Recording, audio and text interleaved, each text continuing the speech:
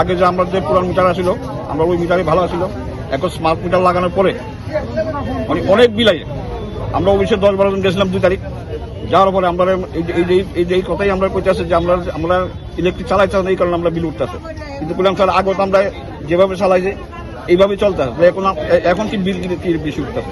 আমরা এই smart meter চাই না। আমরা আগে যে পুরান মিটার আমরা ওই মিটারে দেওয়া হোক, তাহলে আমাদের আন্দোলন চলবে। আগে পুরান মিটার সবাই আগে যে আমরা যে পুরান মিটার আসছিল আমরা ওই মিটারে ভালো আসছিল।